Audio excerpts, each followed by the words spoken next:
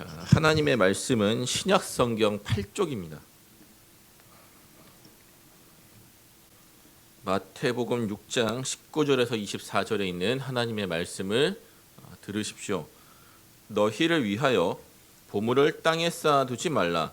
거기는 좀과 동록이 해하며 도둑이 구멍을 뚫고 도둑질하느니라. 오직 너희를 위하여 보물을 하늘에 쌓아두라. 거기는 좀이나 동록이 해하지 못하며 도둑이 구멍을 뚫지도 못하고 도둑질도 못하느니라.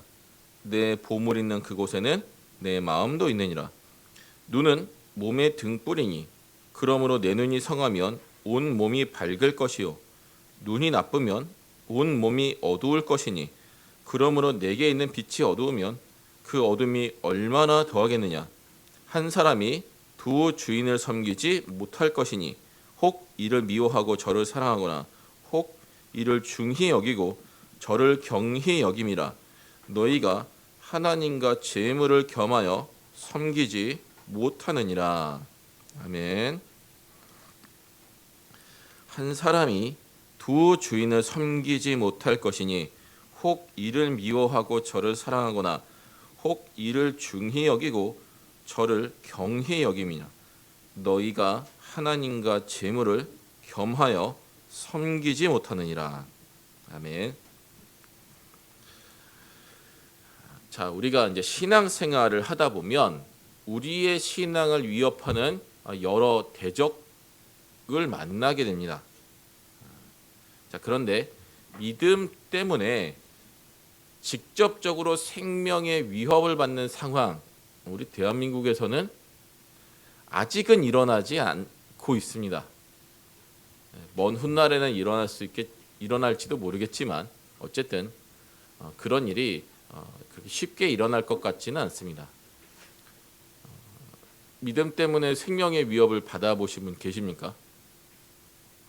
목사인 저도 그래 본 적은 없습니다. 자, 그런 상황이 아니라고 한다면 우리의 신앙을 위협하는 가장 큰 대적은 무엇일까요? 재물입니다. 재물. 예수님이 직접적으로 말씀하십니다. 하나님과 재물을 겸하여 섬길 수 없다. 자, 뭐 좀 다른 얘기지만 구약 성경이나 신약 성경이나 하나님은 세상에 있는 다른 신들, 사실 이 신들은 존재하지 않은 인간의 거짓된 관념이 만들어낸 가짜 신들이죠. 허구의 신들입니다. 이 신들과 자신을 비교하는 것을 굉장히 불쾌하십니다. 굉장히 싫어하십니다.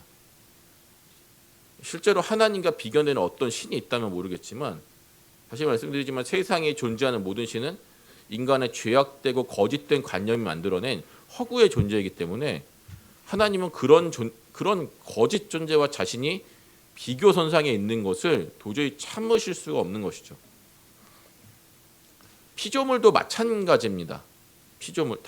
우리가 피조물들을 이제 하나님보다 더 사랑하는, 즉 우상으로 섬기는 여러 죄들을 범하고 있는데 하나님은 그래서 우상 숭배를 너무 싫어하시죠. 창조주인 자신이 피조물과 비견되는 위치에 있다? 견딜 수 없는 모욕입니다. 그런데 특이하게도 돈은 마치 하나님과 비견되는 존재처럼 성경에서 묘사되고 있습니다. 너희가 재물을 섬기든지 아니면 하나님을 섬기든지 너희는 둘 중에 하나를 택하게 될 것이다. 왜 그럴까요? 왜 그럴까요? 돈에는 전능성이 있기 때문입니다. 하나님은 원하시는 모든 것을 다 하실 수 있습니다. 물론 하나님이 악을 행하신다는 의미는 아닙니다. 돈은요. 돈이 있으면 하나님처럼 모든 걸 다 할 수는 없지만 인간으로서 할 수 있는 거의 모든 것을 다 할 수 있습니다. 사람의 마음을 사는 것은 돈으로 될까요? 안 될까요? 안 될 수도 있지만 될 수도 있습니다. 사랑은요? 사랑도 그렇지 않습니까? 건강은요? 돈이 없는 사람이 어떤 큰 질병에 걸렸습니다. 많은 어려움을 겪겠죠. 예. 근데 돈이 정말 많은 사람은 우리 같은 이 보통의 서민들이 도저히 꿈꿀 수도 없는 치료를 받으면서 우리 같으면 3개월도 버티지 못하고 당장 죽었을 만한 그런 질병이 걸렸는데도 그 생명을 5년, 10년씩 연장합니다. 그게 돈의 위력입니다. 그래서 인간은 눈에 보이지 않는 하나님에게 어떤 자신의 문제를 해결하려고 한다기보다 당장 눈에 보이고 내 손에 잡히는 내가 이 두 손에 쥐고 있는 이 돈이 가지고 있는 전능함을 의지하려고 합니다. 그래서 제가 아니라 이 성경이 단언하는 것이 당연히 하나님은 돈과 비견될 수 없을 정도로 아주 위대하신 분이죠.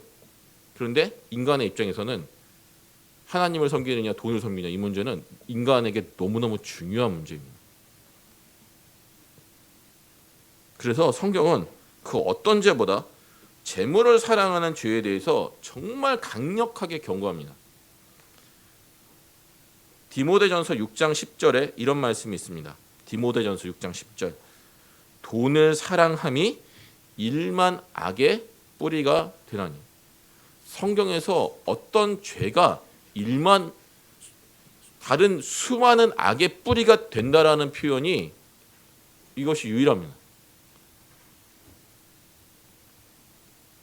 돈을 사랑함이 일만 악의 뿌리가 되나니 이것을 탐내는 자들은 미혹을 받아 믿음에서 떠나 많은 근심으로써 자기를 찔렀도다. 우상숭배, 살인, 간음, 음란, 우리가 생각하는 정말 심각한 죄들이죠. 근데 이 모든 죄들을 제쳐두고 돈을 사랑하는 것이 바로 죄요. 그 죄는 그 수많은 악들의 근원이요 뿌리가 된다라고 이야기하는. 돈 싫어하시나요? 저도 좋습니다. 네. 목사도 돈을 좋아합니다.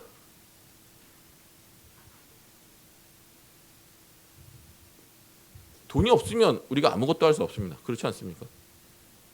그런데 돈을 추구하기 시작하면, 돈을 하나님보다 조금이라도 더 사랑하기 시작하면 그 인생이 곧 파멸로 향한다는 것입니다.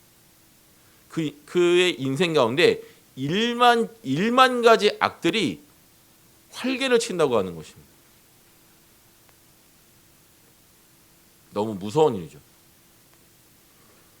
돈을 가볍게 여기는 태도, 성경은 그런 식의 태도를 이야기하지 않습니다. 정말 잘못된 겁니다. 돈 중요합니다. 돈 중요하고, 저는 그런 교육을 받지 못했고 또 잘 알지도 못하지만 저희 자녀들에게 어린 시절부터 올바른 경제관념에 대해서 그리고 돈에 대해서 분명히 가르칠 겁니다. 그래서 돈이 무엇이고 돈을 어떻게 써야 하는지, 이런 성경적인 지혜들, 그리고 이 세상이 말하는 어떤 일반 은총의 지혜들 분명히 가르쳐 주셔야 합니다. 어린아이들이 올바른 경제관념을 가지고 올바르게 돈을 쓸 수 있도록 부모님들께서 반드시 교육시키셔야 합니다. 그래야 아이들이 돈의 노예가 되지 않고 돈의 주인이 되어서 하나님의 뜻대로 돈을 쓸 수 있게 됩니다. 그러려면 돈을 버는 능력이야 다 하나님이 주시는 거지만 그건 하나님의 관점이고, 인간적인 관점에서는 돈을 최소한 자기 생계를 유지할 뿐만 아니라 또 다른 사람을 도울 수 있을 정도의 어느 정도의 넉넉함을 가질 수 있을 정도로 돈을 버는 능력을 가지는 것도 상당히 중요한 것입니다. 그런 부분들을 분명히 가르쳐 주시고 길러 주셔야 합니다.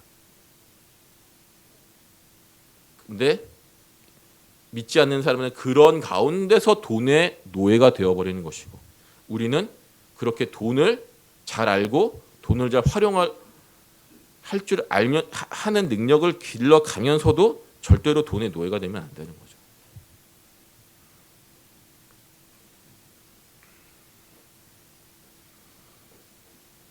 그래서 돈은, 성경이 말하는 돈은 일만 악의 뿌리가 된다고 했지만, 돈을 사랑함이 일만 악의 뿌리가 되는 거지 돈 자체는 피조물에 불과합니다.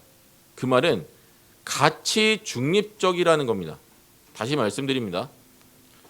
돈을 사랑하는 것이 일만 악의 뿌리가 되는 거지 돈 자체는 가치 중립적인 겁니다.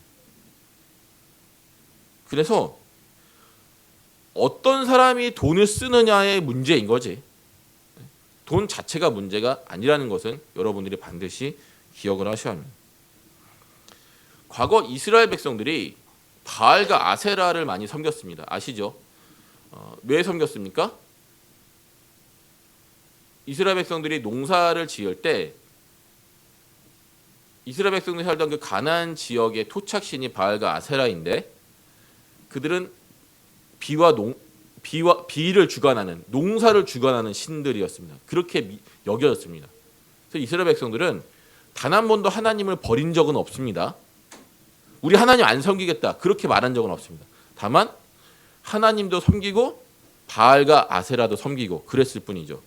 자, 바알과 아세라는 비와 농사를 주관하는 신이다. 왜 섬겼을까요? 농사가 더 잘 됐으면 해서. 하나님이 주시는 은혜 가운데서 농사가 잘 되는 것만으로는 부족해서 더 많은 농작물을 수확해서 부자가 되고자 하는 마음에, 때로는 하나님이 혹시 비를 안 주셔서 농사가 잘 안 되면 그것에 대한 일종의 보험이 있어야 하니까. 그래서 하나님과 바알, 하나님과 아세라를 같이 섬긴 겁니다.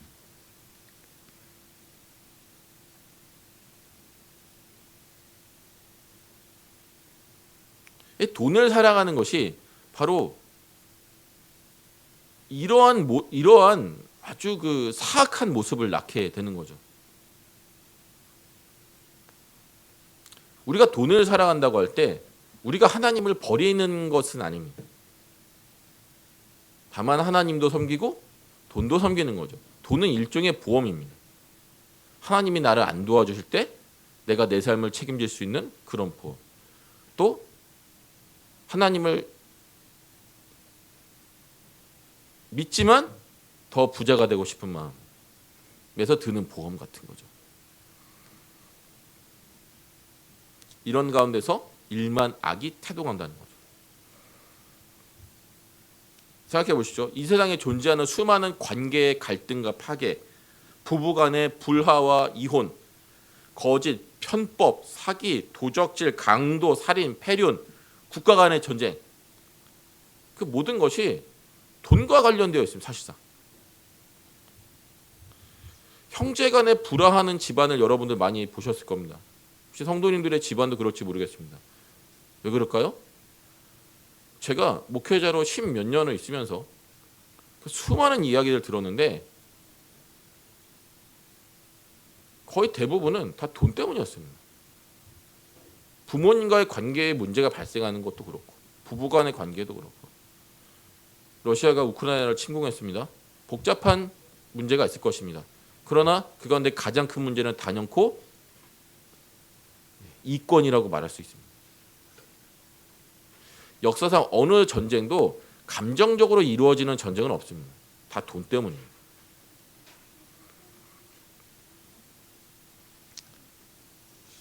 돈을 사랑하는 것은 모든 종류의 타락으로 가는 출발점입니다.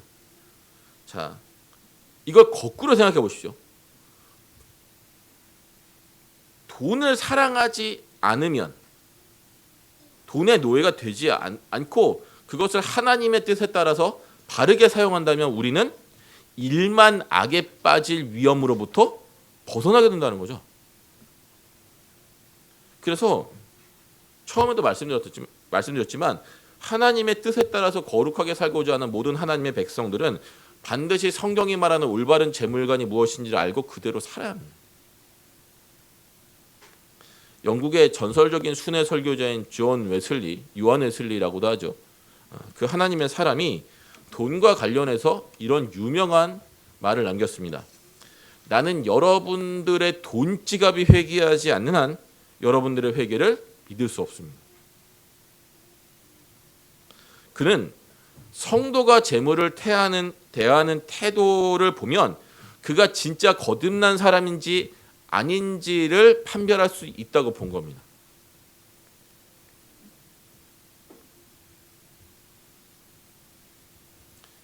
성경은 재물에 대해서 우리의 상상을 초월하는 엄청난 강조점을 둡니다.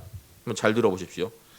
신약 성경에서 믿음에 대한 것이 215번, 구원에 관한 것은 218번을 언급한다고 합니다. 그런데 돈에 관한 것은 2084번이나 언급합니다. 믿음이나 구원에 비해서 거의 10배 가까운 빈도로 더 언급을 많이 하는 거죠. 자, 복음서에는 예수님의 비유가 많이 등장합니다. 총 38개가 등장하는데 그 중에서 돈과 관련된 비유가 16개입니다.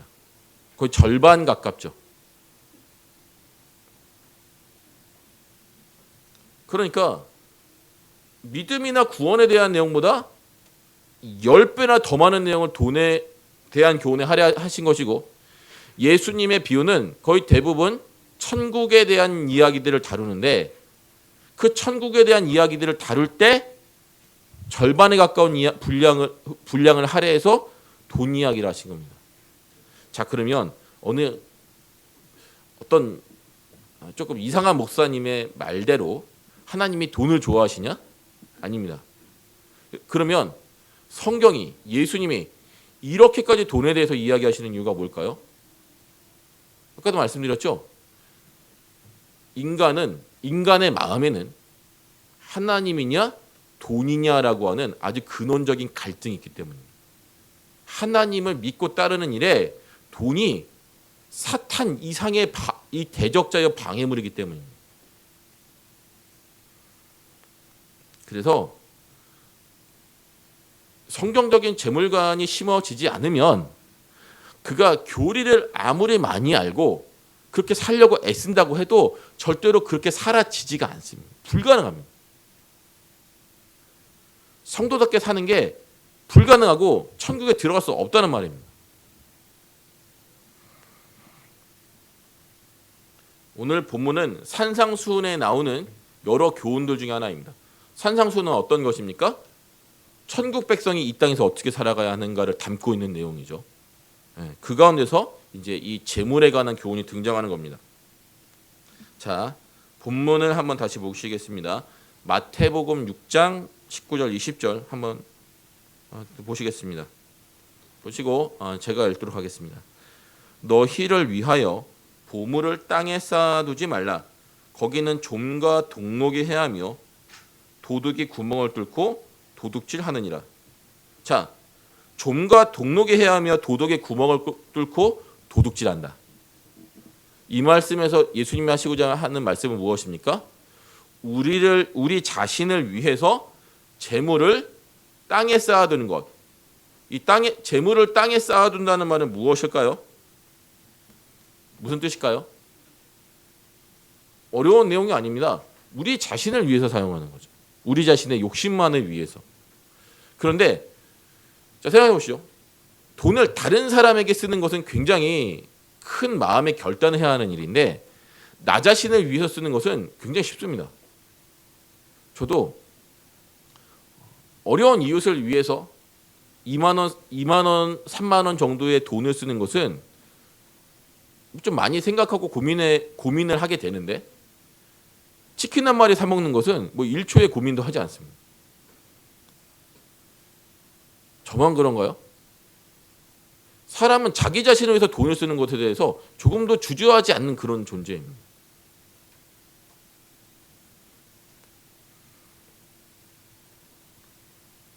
그게 재물을 땅에 쌓아둔다라고 하는 겁니다. 그런데 예수님은 그러면 왜 사람은 자기 자신을 위해서 돈을 쓰는 것을 고민하지 않습니까? 그게 자신을 진정으로 위하는 길이라고 생각하거든요. 그런데 예수님은 그것에 대해서 뭐라고 말씀하십니까? 허튼 것이다. 헛된 것이다. 정말 너희 자신을 위하는 길이라고 생각하지만 그것이 아니다라고 이야기하시는 거죠.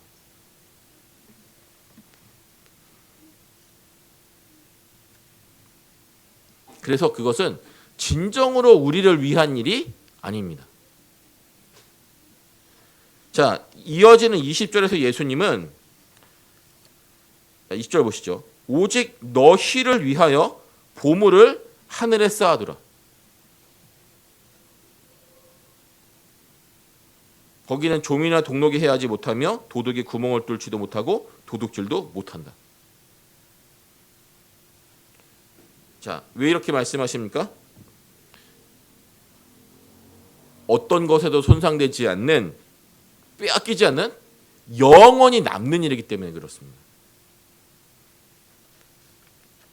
자, 그렇다면 하늘에 보물을 쌓는다는 것은 무엇을 의미할까요? 재물 사용에 관한 이야기죠. 올바른 재물 사용, 하나님의 뜻대로 재물을 사용하는 일. 자, 24절을 보시죠.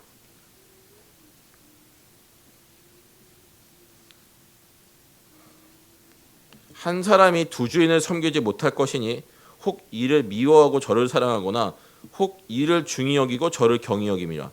너희가 하나님과 재물을 겸하여 섬기지 못하느니라. 자, 그래서 하늘에 보물을 쌓는 것은 당연히 하나님의 뜻대로 재물을 사용하는 것이고, 이것은 신구약 성경 전체를 고려할 때 하나님이 가장 기뻐하시는 재물 사용은 무엇이라고 제가 말씀드렸나요? 구제했다고 말씀드렸죠. 구제. 그래서 우리가 가난한 자들을 위해서 재물을 사용할 때 우리가 생각할 때는 그건 우리 자신을 위한 것이 아닙니다. 그 사람을 위한 거죠. 그렇죠? 그리고 아까도 말씀드렸다시피 나를 위해서 2만 원, 3만 원 쓰는 것은 별다른 고민을 하지 않는데 다른 사람에게 2만 원, 3만 원 쓰는 것은 좀 생각을 해봐야 되는 그런 문제들이 아닙니까? 쉽게 줄 수 있는 그런 금액은 아닌 거죠. 그런데 그게 그래서 나에게는 없어지는 돈이라고 우리는 생각하는데 하나님 보실 때 그게 진정으로 나 자신을 위한 길이라고 말씀하시는 거예요. 다른 사람에게 아낌없이 주는 거지.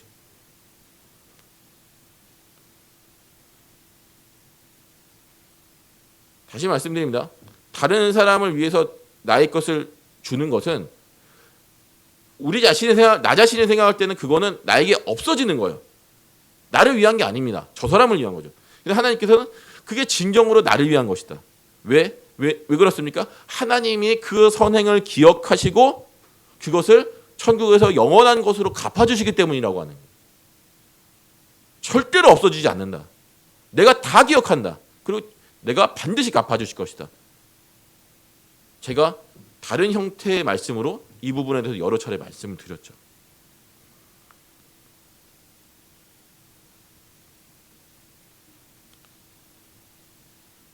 지금까지 했던 말을 조금 다른 표현으로 또 해보겠습니다. 우리가 우리 자신의 세속적인 욕망을 위해서 재물을 사용할 때 그것은 하나님이 주신 이 재물을 선한 방향이 아니라 악한 방향으로 쓰는 것이고, 그래서 그 재물의 가치를 스스로 파괴하고 심지어 해가 되는, 자신에게 해가 되는 방향으로 사용한다는 것이죠. 그래서 땅에 보물을 쌓는 행위는 무가치하고 헛된 일이고 심지어 이것을 그러니까 하나님이 원하시는 방향으로 썼으면 정말로 귀한 일에 쓰였을 건데 그것을 잘못된 방향에 쓰니까 심지어 자신에게 해를 끼치고 하나님 나라에도 큰 손해를 끼치는 그런 행위라고 하는 거죠.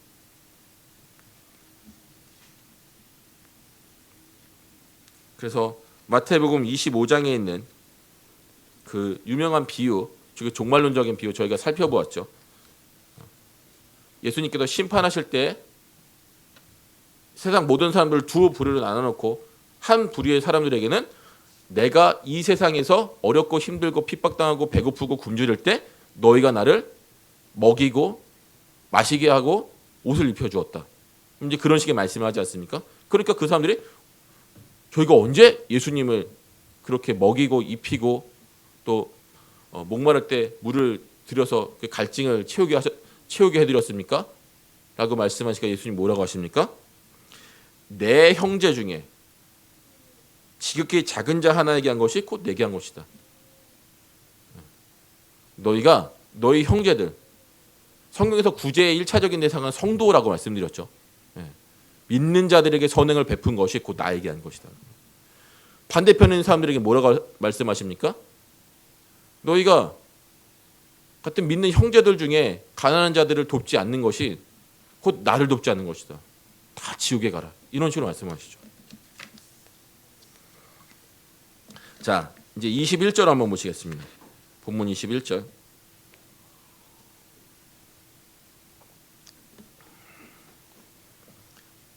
내 보물이 있는 그곳에는 내 마음도 있다. 제가 서두에 요한 웨슬리의 그 말을 인용한 것을 기억하실 것입니다. 나는 돈지갑이 회개하지 않은 사람의 회개를 믿지 않는다. 이 말씀에 근거해서 그런 것입니다. 눈에 보이지 않는 마음이 재물을 사용하는 겉모습으로 드러난다고 하는 것입니다. 그러니까 진정으로 하나님 경외하고 사랑하는 사람은 사람의 증거가 어디에 있느냐? 그 사람의 말에 있는 것이 아니고 또 이 교회 안에서 보이는 그 사람의 어떤 행동에 있는 것이 아니고 그가 돈을 어디에 쓰고 있느냐를 보면 안다라고 하는 거죠.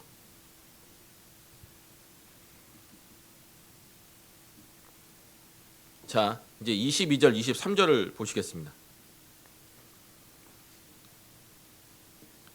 눈은 몸의 등불이니 그러므로 내 눈이 성하면 온몸이 밝을 것이요 눈이 나쁘면 온몸이 어두울 것이니 그러므로 내게 있는 빛이 어두우면 그 어둠이 얼마나 더하겠느냐. 자, 좀 수수께끼 같은 말씀이 아닙니까? 예수님이 지금 돈을 올바르게 사용해라. 하나님의 뜻대로 사용해라. 이런 말씀을 하시다가 갑자기 뭐 눈이 성하면 몸이 밝을 것이고 뭐 눈이 나쁘면 몸이 어둡다. 뭐 갑자기 이런 말씀을 하십니다. 저도 청년 시절에 이 말씀 보면서 정말 혼란했었습니다. 이해가 안 되는 거예요. 아마 성도님도 저와 똑같은 고민을 아마 하신 적이 있으실 텐데 이제 이것을 어떻게 풀이하느냐? 문맥에 따라서 풀면 됩니다. 잘 들어보십시오.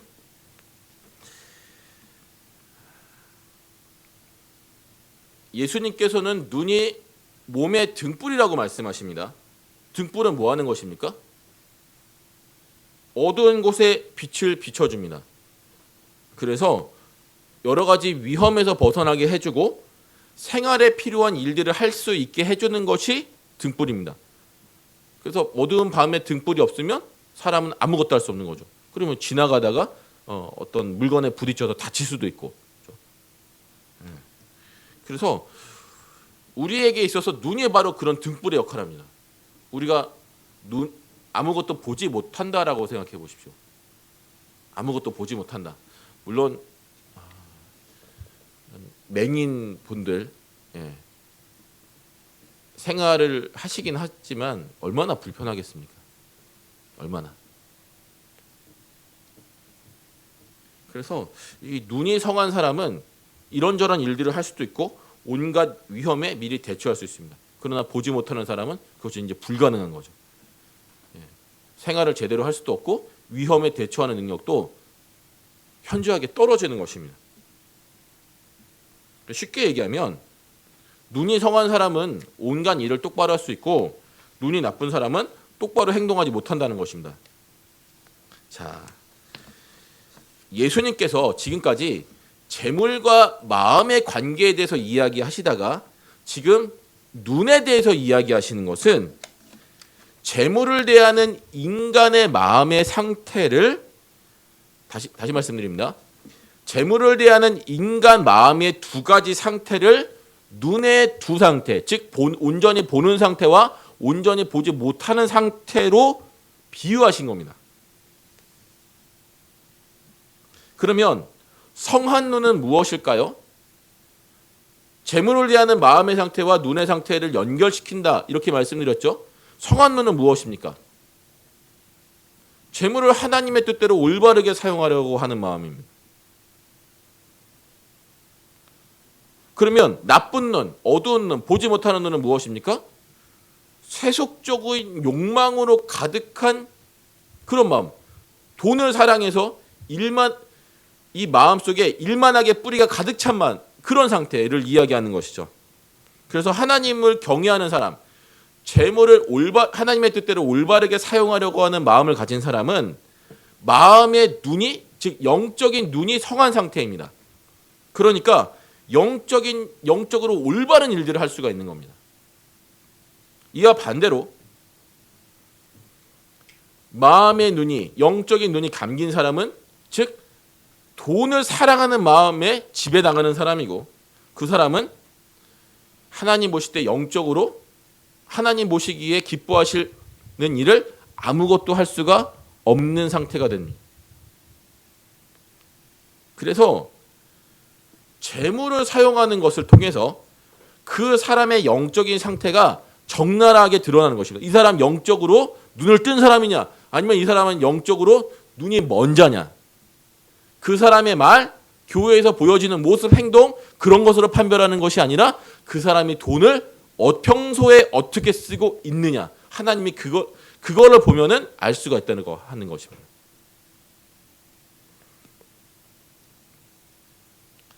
마태복음 6장 24절 보시겠습니다. 6장 24절. 한 사람이 두 주인을 섬기지 못할 것이니 혹 이를 미워하고 저를 사랑하거나 혹 이를 중히 여기고 저를 경히 여김이라. 너희가 하나님과 재물을 겸하여 섬기지 못하느니라. 자, 돈을 대하는 인간의 두 가지 마음의 상태와 또 두 눈의 상태를 연결시키신 예수님은 이제 인간이 어떤 주인을 섬기느냐까지 연결시키십니다.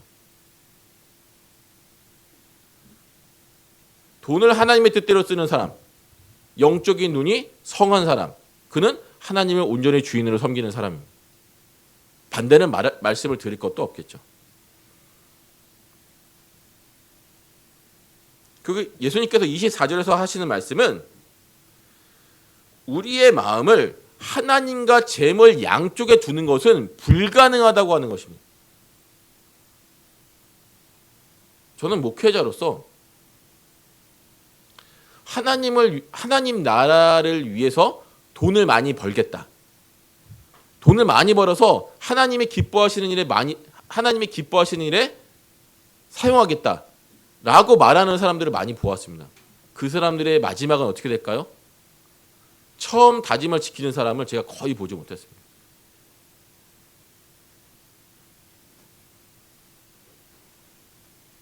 여러분들이 돈을 적게 벌든 많이 벌든 상관없이, 액수에 상관없이 여러분들이 하나님을 사랑하는 마음으로 충만하고 그 하나님을 섬기는 과정 가운데서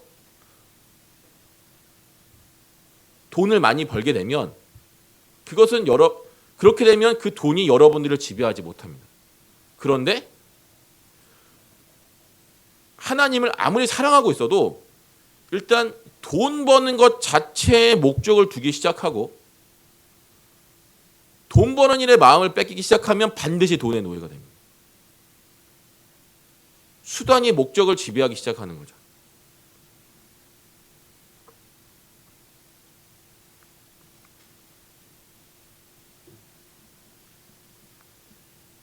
그래서 사람의 마음은 이겁니다. 하나님을 위해서 돈을 도구로 여기든가 아니면 돈을 더 많이 벌기 위해 하나님을 도구로 여기고 신앙을 도구로 여기든가, 둘 중 하나입니다. 중립지대는 존재하지 않습니다.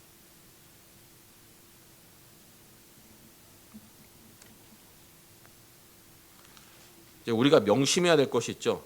하나님과 재물을 동시에 섬길 수 없다는 예수님의 이 무서운 경고의 말씀. 자, 우리 자신에게 한번 적용해 보겠습니다.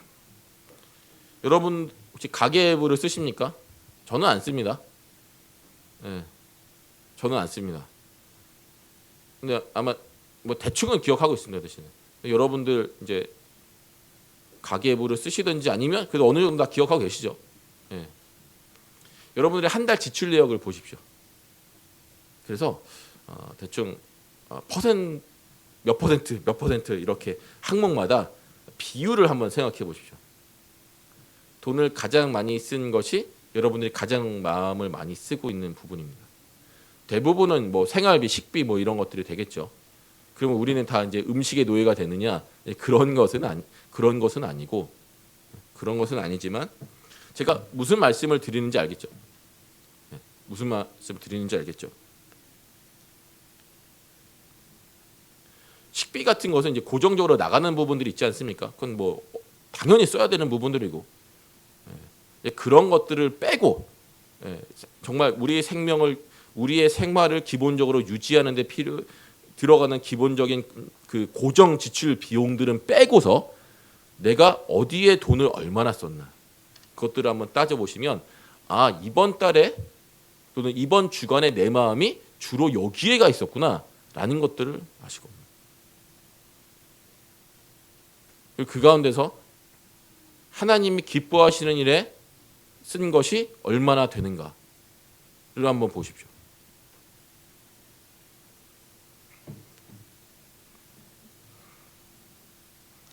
저는 이 말씀을 보고 이런 생각이 들었습니다. 하나님은 우리의 열매를 보고서 평가하신다. 성경에 그런 말씀 있지 않습니까? 그 열매로 그 나무가 어떠한 나무인지를 알리라. 우리의 행위로서 하나님은 우리가 어떤 사람인지를 판별하십니다. 하시는데 우리의 행위를 판별하시는 정말 중요한 지표가 있다면 우리의 평생의 소비 내역인 거죠.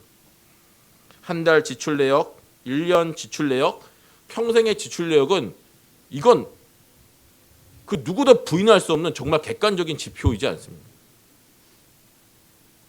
그게 우리를 평가하는 정말 중요한 기준이 되겠구나. 그래서 지출 내역을 점검하셔서 회개할 것은 회개하고 버릴 것은 버리셔야 합니다. 그리고 쓸데없는 일, 무가치한 일, 그런 것에 들어가는 지출을 최대한 줄여서 하나님이 기뻐하시는 일, 하나님 나라를 위한 일에 즐겁게 투자하셔야 합니다. 제가 왜 투자라고 말씀드린지 아시겠죠?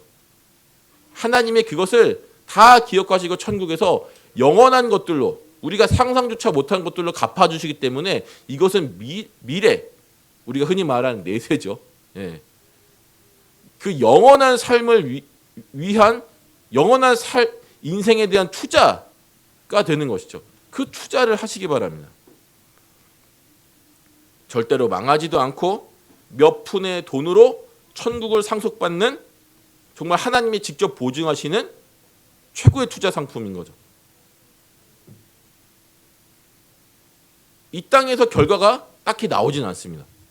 그러나 믿음의 눈으로 본다면 영원한 세상에서 어마어마한 수익이 나는 투자 상품이라고 하는 거죠.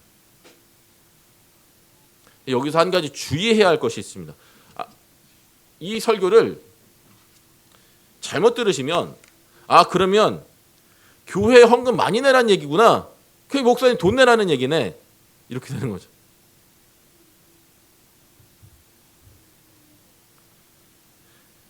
헌금이 모든 지출 항목 중에서 가장 높은 비중을 차지해야 한다는 말이 절대 아닙니다. 불가능합니다. 그럼 어떻게 먹고 삽니까? 애들 학교 보내야 되지 않습니까? 교육시켜야 하지 않습니까? 생활을 해야 되지 않겠습니까? 잘 들어보세요. 바리새인들이 10의 2조를 드렸습니다. 우리는 11조 하는 것도 힘든데 그 사람도 10의 2조씩 드렸습니다. 그리고 수많은 헌금을 드렸습니다. 그런데 예수님 뭐라고 하셨습니까? 사탄의 자식이다. 10의 2조를 해도 사탄의 자식이라는 소리 들으면 10의 2조를 왜 합니까? 그러면 바리새인들이 10의 3조 아니면 10의 9조를 드리면 그 예수님의 평가가 달라질까요? 전혀 아닌 거죠. 절대 아닙니다. 그래서 문제는 마음이라고 하는 것입니다. 우리가 철저하게 11조 생활을 하고 온갖 종류의 헌금을 충실하게 낸다고 할지라도 그 마음이 어디 있느냐. 당사자와 하나님만은 아시겠죠.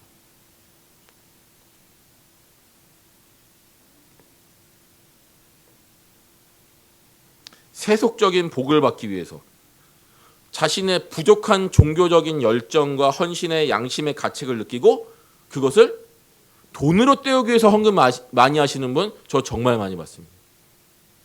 나는 저 권사처럼 저 집사님처럼 열심히는 못하겠고 돈으로라도 떼어야겠다. 많습니다. 그런 거 진짜 많습니다.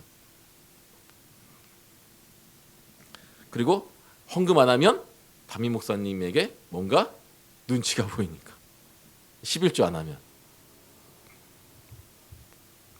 11조 명단이 주보에 실리는 교회들 많이 있지 않습니까? 이제 확인하라는 이야기인데 그걸 보고서 자기의 이름이 계속 나오지 않으면 창피하니까 그래서 11조 내시는 분들도 꽤 있어요. 창피하니까. 그러니까 하나님의 뜻대로 돈을 사용하려고 하는 선한 열정이 없이도 우리는 얼마든지 종교적인 명예나 야심이나 때로는 창피함을 모면하기 위해서 이런 정말 하나님 보시기에 정말 말도 안 되는 그런 이유들로 우리는 얼마든지 우리 수입의 상당 부분을 헌금할 수가 있는 겁니다. 얼마든지. 심지어 습관적으로 해왔던 일이기 때문에 아무 생각 없이 헌금하는 일도 많죠.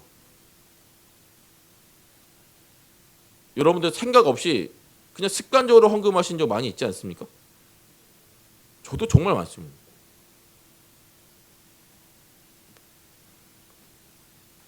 그러니까 그런 헌금이 하나님 보실 때 다 부정한 돈이라고 해요.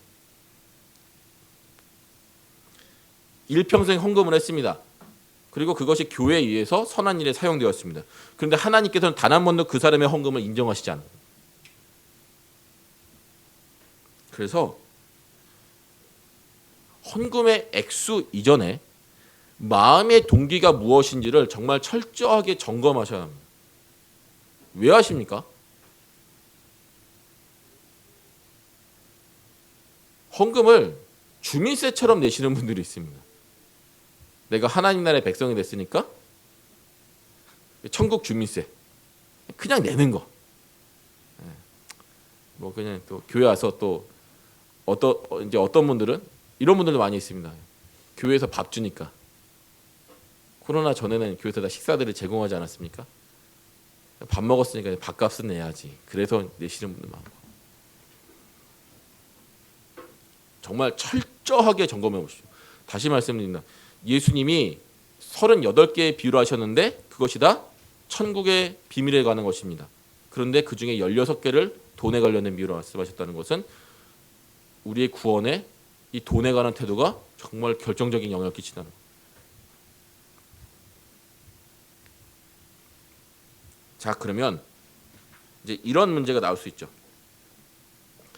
헌금을 도대체 얼마나 하라는 얘기냐? 여기 헌금을 도대체 얼마를 해야 하느냐? 자, 결론적으로 말씀드리면 헌금은 생활에 지장이 없게 하시는 게 맞습니다. 어떤 때는 우리가 풍족하게 살 수 있고 어떤 때는 좀 빡빡하게 가정 경제가 돌아갈 수 있고 또 어떤 때는 굉장히 어려울 때가 있습니다. 그것에 맞게 하시는 것이 좋습니다. 그런데 그렇게 되면 이 기준이 들쑥날쑥해지니까 가정 경제를 어느 정도 예측할 수 있지 않습니까? 매달 사업을 하시는 분들이 아니면 매달 단위로 바뀌는 것도 아니고 또 사업하시는 분들도 뭐 이번 한 3개월 아니면 6개월 뭐 이 정도는 뭐 불경기겠다 아니면 좀 잘 되겠다 이런 분이 어느 정도는 예측이 되는 부분들이 있지 않습니까? 그래서 가정 경제가 풍족해지든 아니면 조금 부족해지든지 상관없이 일정량의 액수, 가정이 너무 힘들어지지 않을 정도의 일정량의 액수를 정해서 헌금하시고 또 개인적으로 구제하실 것은 하시고 그렇게 기준을 확실하게 정해서 이것을 하나님에게 마치 약속을 드렸다는 마음으로, 그런 마음으로 액수를 정해서 헌금하시는 것이 맞습니다. 그래서 우리 한국교회에서는 10의 1조라고 하는 거죠. 10의 1조. 참고로 구약 시대에서는 이스라엘 백성들이 1년에 내야 하는 헌금이 1년 전체 수입의 22%에서 23% 사이였다고 합니다. 그러니까 11조와 감사헌금, 그 외에 다른 감사헌금 같은 여러 헌금들을 합치면 1년에 내는 헌금이 10의 2조가 조금 넘게 되는 거죠. 그럼 신약 시대에도 그렇게 해야 하느냐? 그렇지 않습니다. 그것은 여러분들의 가정경제 상황에 따라 달라질 수도 있고, 또 여러분들이 출석한 이 교회의 상황에 따라서 얼마든지 달라질 수 있는데, 기본적으로 액수는 어느 정도 정하시되 여러분들이 그것 때문에 아까워하는 마음이 들거나 가정경제가 너무 어려워지거나 하지 않을 정도의 어떤 상식적인 액수를 분명히 하나님 앞에서 생각하시고 정하셔서 하시는 것이 맞습니다. 그래서 그런 마음의 훈련들을 하나님 앞에 이 부분들은 반드시 들어야 한다라고 하는 생활과 마음의 훈련을 꾸준히 하시는 것이 옳습니다. 다시 말씀드립니다. 생활이 가정경제가 풍족해지든 어려워지든 상관없이 어느 정도의 일정한 액수를 드리는 것이 맞습니다. 그럼 왜 그렇게 해야 될까요? 우리 인생의 목적이 무엇을 먹고 마시고 입고 사용하는 일에 있는 것이 아니라 하나님의 나라와 그 의를 구하는 일에 있기 때문입니다. 때로는 힘이 없고 또 힘에 지나치는 나 할지라도 우리가 하나님 나라를 위해서 그렇게 드리는 거죠. 제가 높아지면서 한 번 더 말씀드리지만 결국에는 돈 내라는 이야기냐, 이렇게 이해하시면 지금까지의 설교를 완전히 잘못 이해하신 겁니다. 예수님 뭐라고 말씀하십니까? 오직 너희를 위하여 보물을 하늘에 쌓아두라 하는 거죠. 그것이 헌금이라는 형태로, 구제라는 형태로, 뭐 선교비라는 형태로 다양하게 이제 지출해 나가요.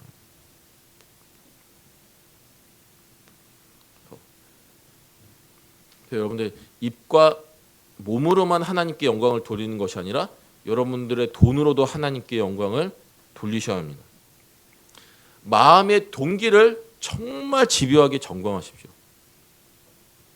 어떤 사람은 10의 1조가 아니라 11조를 안 해도 하나님이 그 사람이 많이 헌금했다라고 말씀하실 수도 있고, 어떤 사람은 10의 5조를 했는데도 너는 사탄의 자식이다, 이런 평가를 내리실 수도 있습니다. 마음의 동기를 점검하시고 헌금의 액수를 잘 생각하셔서, 종합적으로 잘 생각하셔서 정하셔서 잘 내시고, 또 개인적으로 어떤 자선의 일을 할 때 그런 부분들, 평소에 이 지출되는 부분들을 잘 정리하셔서 언제나 가난한 자들을 도울 여유의 자금들을 마련하시고, 그렇게 해서 여러분들을 위해서 재정을 잘 사용하셨으면 좋겠습니다. 네. 자, 기도하겠습니다. 하나님 아버지, 올바른 재물관, 올바른 재정 사용의 여러 가지 지혜들에 대해서 살펴보았습니다. 하나님 아버지, 우리는 근본적으로 우리 자신을 위하려는 마음을 가진 자들이기 때문에 하나님을 위해서, 다른 사람들을 위해서 이 재물을 사용하는 것에 대해서 익숙하지가 않은 자들입니다. 하나님, 그러나 우리에게 어떻게 보면 하나님과 아무 상관없고 심지어 하나님과 원수된 우리들에게 하나님께서는 당신의 가장 귀한 보배여 보물인 예수님을 아낌없이 내어주셨으니, 이 하나님의 마음을 우리도 본받아서 우리도 우리 자신의 것들을 필요한 때에 아낌없이 하나님과 하나님의 나라와 하나님의 백성들에게 사용할 수 있는 넉넉한 마음을 가진 사람들이 다 되게 하여 주시옵소서. 그것이 진정으로 우리를 위한 것이라 말씀하셨사오니 그렇게 사는 사람들이 다 되게 하여 주시옵소서. 예수님의 이름으로 기도합니다. 아멘.